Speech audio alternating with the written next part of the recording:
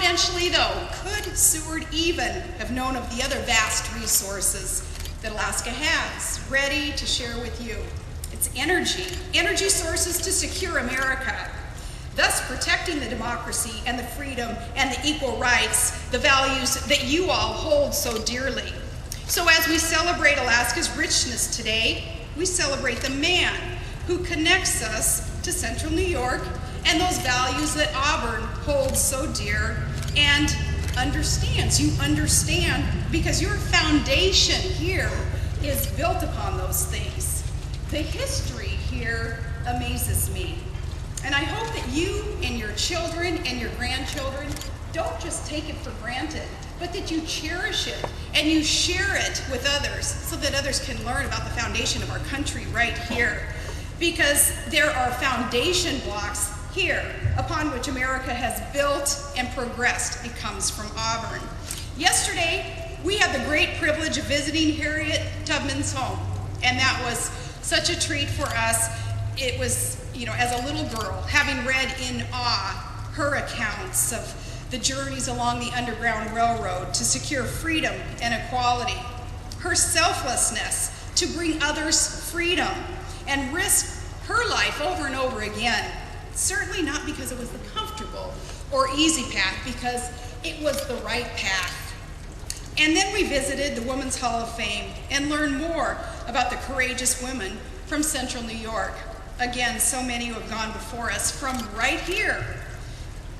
Others having chosen a difficult, maybe uncomfortable path, but it being the right path. So when I consider the promises and the opportunities that so many of us have, I know it's because we stand on the shoulders of women from Seneca Falls and from Auburn, like Elizabeth Cady Stanton and Susan B. Anthony and Martha Kaufman Wright and Frances Seward. And as I explained earlier, I was telling Willow, really, there is something in the water here, those heroines from past, leaders today, knowing that those accomplished, like Mick Stapleton, Greta Van Susteren, she has roots from here, John Walsh, John Foster Dulles, Thomas Mott Osborne, so many who have gone on to positively affect our culture. There's something in the water here, so I asked Willow, please drink it up before we go back home. Just moments ago, too, having had the privilege of touring the magnificent Seward's home, the one man probably most responsible for Alaska.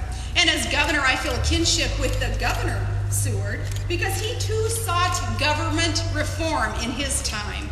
He improved New York's education systems and your prisons and the infrastructure here.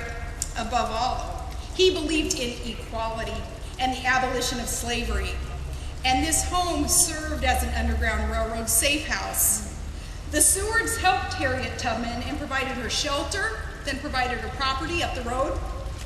Seward did not take the easy route through life, and he faced great ridicule and mocking for his resolve for things like purchasing Alaska. But he pressed forward with Seward's Folly, as it was called. It was also called Seward's Icebox. He pressed forward and withstood the ridicule because it was the right thing to do, and it couldn't have been an easy path for him. He knew Alaska was a bargain. It was 2 cents an acre.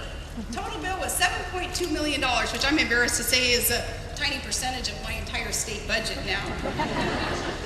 He had to have envisioned that Alaska would be so strategically located, our importance there, proximity to other countries, that it could protect America from harm's way. But I don't know if he knew that his purchase, more than 150 years later, would come to provide Americans with the opportunity to realize energy independence. But just imagine now, your Seward's Alaska helping to protect and take care of the rest of America. Our resources are there, and the time is now, right now, and we're ready to develop. And we already provide about 70% of the U.S. domestic supply of energy, but we can do more, and it's time. But believe it or not, what prohibits our development, what stands in the way, is government in Washington, D.C. I don't think that's what Seward had in mind.